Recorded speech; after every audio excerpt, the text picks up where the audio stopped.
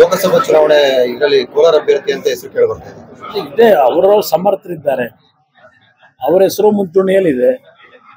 ಕೋಲಾರ ಜಿಲ್ಲೆಯಲ್ಲಿ ನಾವು ಈ ಬಾರಿ ಬಿಜೆಪಿ ಮತ್ತು ಜೆಡಿಎಸ್ನ NDA ಅಭ್ಯರ್ಥಿಯಾಗಿ ಚುನಾವಣೆಯಲ್ಲಿ ಈ ಬಾರಿ ಗೆಲ್ಲೇಬೇಕು ಅಂತಕ್ಕಂಥದ್ದು ಎರಡೂ ಪಕ್ಷಗಳ ನಿಲುವಿಟ್ಟುಕೊಂಡಿದ್ದೇವೆ. ಸೀಟ್ ಶೇರಿಂಗು ಅಂತಿಮವಾಗಿ ಅಧಿಕೃತವಾಗಿ ಘೋಷಣೆಗಳಾಗಬೇಕು. ನಂತರ ಈ ಒಂದು ವಿಷಯದಲ್ಲಿ ಪಕ್ಷದ ವತಿಯಿಂದ ತೀರ್ಮಾನಗಳನ್ನು ತೆಗೆದುಕೊಳ್ತಾ ಇದ್ದೇವೆ. ಅವರು ಸಂಸತ್ ಸದಸ್ಯರಿದ್ದಾರೆ, ಅವರು ನಿರೀಕ್ಷೆ ಇಟ್ಕೊಂಡಿದ್ದಾರೆ. ಅದು ತಪ್ಪು ಅಂತ ಯಾರು ಹೇಳಲಿಕ್ಕೆ ಆಗೋದಿಲ್ಲ. ಅಂತಿಮವಾಗಿ ಎರಡೂ ಪಕ್ಷಗಳ ನಾಯಕಗಳಿರ್ಬೋದು, ಕೇಂದ್ರದ ದೆಹಲಿಯ ಬಿಜೆಪಿ ಹೈಕಮಾಂಡ್ ಇರ್ಬೋದು, ಅವರೆಲ್ಲರೂ ಕೂತು ಚುನಾವಣೆಯಲ್ಲಿ ಗೆಲ್ತಕ್ಕಂಥ ನಿಟ್ಟಿನಲ್ಲಿ ತೀರ್ಮಾನಗಳು ಅವರು ಮಾಡ್ತಾರೆ. ಅಭ್ಯರ್ಥಿ ಇರ್ತಕ್ಕಂಥದ್ದನ್ನ ಅವ್ರು ಹೇಳಿದ್ದಾರೆ ಅಂತಕ್ಕಂಥದ್ದಕ್ಕೆ ತಾವೇನು ಪ್ರಶ್ನೆ ಮಾಡ್ತೀರಿ? ಅವರು ಸಮರ್ಥರಿದ್ದಾರೆ, ಅಂತಿಮ ಕೂತು ತೀರ್ಮಾನ ಮಾಡ್ತಾರೆ. ಎಷ್ಟು ಕ್ಷೇತ್ರ ಇದು ಮಾಡಿದ್ರಿ ಸರ್ ನೀವು? ನನಗೆ ಕ್ಷೇತ್ರಗಳಿಗಿಂತ ಹೆಚ್ಚಾಗಿ ಪ್ರಾರಂಭಿಕ ಹಂತದಿಂದ ಹೇಳಿದ್ದೇನೆ, ಇವತ್ತು ಈ ರಾಜ್ಯದಲ್ಲಿ ಇರ್ತಕ್ಕಂಥ ಒಂದು ಕೆಟ್ಟ ಸರ್ಕಾರ, ಭ್ರಷ್ಟ ಸರ್ಕಾರ ಇದು. ಈ ಸರ್ಕಾರ ತೆಗಿಬೇಕು ಅಂತಕ್ಕಂಥದ್ದೇ ನಮ್ಮೆಲ್ಲರ ನಿಲುವು. ರೈತ ವಿರೋಧಿ ಸರ್ಕಾರ ಇದು. ಇವತ್ತು ಮೊನ್ನೆ ದಿನ ಸಪ್ಲಿಮೆಂಟರಿ ಬಜೆಟ್ನಲ್ಲಿ ನಾನೊಂದು ಗಮನಿಸಿದೆ, ಈ ಸರ್ಕಾರ ಜಾಹೀರಾತುಗಳನ್ನ ಕೊಡ್ಲಿಕ್ಕೆ 200 ಕೋಟಿ ಇವತ್ತು ಸಪ್ಲಿಮೆಂಟರಿ ಬಜೆಟ್ನಲ್ಲಿ ಅನುದಾನ ಪಡೆಯತಕ್ಕಂಥ ಲೇಖಾನುದಾನ ಪಡೀತಾರೆ.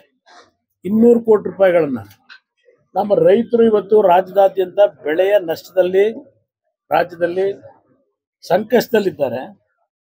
ರೈತರಿಗೆ ಬೆಳೆ ಪರಿಹಾರ ಅಂತೇಳಿ 2,000 ರೂಪಾಯಿ ಘೋಷಣೆ ಮಾಡ್ತಾರೆ, 620 ಕೋಟಿ ಇಡ್ತಾರೆ. ಆ 620 ಕೋಟಿನಲ್ಲಿ 75% ಕೇಂದ್ರ ಸರ್ಕಾರದ ದುಡ್ಡು, 25% ರಾಜ್ಯ ಸರ್ಕಾರದ ದುಡ್ಡು. ಇಲ್ಲಿ ಜಾಹೀರಾತುಗಳಿಗೆ ಪ್ರತಿನಿತ್ಯ ಇವತ್ತು ನೋಡಿ ತೆಗೆದ್ರೆ ಅದಕ್ಕೇನೋ ಒಂದು ಹೇಸಿಗೆ ಆಗ್ತದೆ. ಆ ಚಿತ್ರಗಳನ್ನ ಹಾಕೊಂಡು, ಕಾಲಕ್ಕೆ ಬಣ್ಣ ಬಣ್ಣದ ಚಿತ್ರನ ಹಾಕೊಂಡು ಜನ ನೀರಿಗೆ ಹಾಹಾಕಾರ. ಇವತ್ತು ಕುಡಿಯೋ ನೀರಿಗೆ ಹಾಹಾಕಾರ ಇದೆ, ದನಗಳಿಗೆ ಮೇವಿಲ್ಲ. ಇವತ್ತು ಜಾಹೀರಾತುಗಳಿಗೆ 200 ಕೋಟಿ ಹೆಚ್ಚುವರಿಯಾಗಿ ಇವಾಗ ಸಪ್ಲಿಮೆಂಟರಿ ಬಜೆಟ್ನಲ್ಲಿ ಮೊನ್ನೆ ಪಾಸ್ ಮಾಡ್ಕೊತಾರೆ. ಯಾರು ದುಡ್ಡಿದು? ಯಾರಪ್ಪನ ಮನೆ ದುಡ್ಡಿದು? ಅವ್ರು ನಾನು ಕೇಳ್ತೀನಿ, ಅವ್ರನ್ನ ಹೇಳ್ತಾರಲ್ಲ ಯಾರಪ್ಪನ ಮನೆ ದುಡ್ಡು ಅಂತೇಳಿ ಕಾಂಗ್ರೆಸ್ ಹೇಳ್ತಾರಲ್ಲ. ನೀವು ಮಾಡ್ತಿರೋದು ಯಾರಪ್ಪನ ಮನೆ ದುಡ್ಡಲ್ಲಿ ಜಾಹೀರಾತು, ಬಣ್ಣ ಬಣ್ಣದ ಫೋಟೋ ಹಾಕೊಂಡು ಜಾಹೀರಾತು ಹಾಕೊಂಡು ಕೂತಿಲ್ಲ. ಯಾರಪ್ಪನ ಮನೆ ದುಡ್ಡಲ್ಲಿ?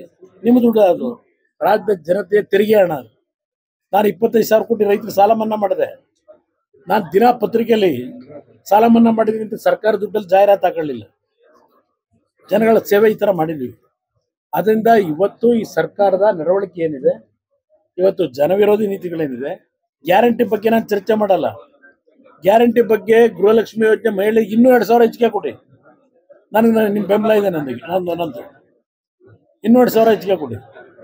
ಅದು ನಾನು ತಪ್ಪು ಅಂತ ಹೇಳೋದಿಲ್ಲ. ಆದರೆ ಇವತ್ತು ಬರೀ ಗ್ಯಾರಂಟಿ ಕಾರ್ಯಕ್ರಮಗಳ ಕನವರಿಕೆ ಮಾಡ್ಕೊಂಡು ರಾಜ್ಯದ ಅಭಿವೃದ್ಧಿ ಕುಂಠಿತ ಆಗಿರ್ತಕ್ಕಂಥದ್ದು, ಖಜಾನೆ ಖಾಲಿ ಮಾಡ್ತಾ ಇರ್ತಕ್ಕಂಥದ್ದು, ಜನತೆಯ ಮೇಲೆ ತೆರಿಗೆ ವಿಧಿಸಿರ್ತಕ್ಕಂಥದ್ದು 5 ಪಟ್ಟು ಇವತ್ತು ಸ್ಟಾಂಪ್ಸ್ ಅಂಡ್ ರಿಜಿಸ್ಟ್ರೇಷನ್ ಏರಿಕೆ ಮಾಡಿದ್ದಾರೆ. ಮದ್ಯದ ಎಲ್ಲ ಒಂದು ವಸ್ತುಗಳ ಮೇಲೆ 28, 30, 40% ಏರಿಕೆ ಮಾಡಿದ್ದೀರಿ. ಮತ್ತೆ ಯಾವ ಒಂದು ಗ್ಯಾರಂಟಿ ಮುಖಾಂತರ ಜನಗಳ ಬದುಕನ್ನು ಸರಿಪಡಿಸ್ತೀರಿ? ಮತ್ತೆ ಅವ್ರ ಜೋಬಿಂದಲೇ ವಸೂಲಿ ಮಾಡ್ಕೊಂಡು ಕೂತೀರಿ ತೆರಿಗೆ. ಇವತ್ತು ಅತ್ಯಂತ ಹೆಚ್ಚಿನ ರೀತಿಯಲ್ಲಿ ಹಾಕೊಂಡು ಇದು ನಿಮ್ಮ ನಡವಳಿಕೆ.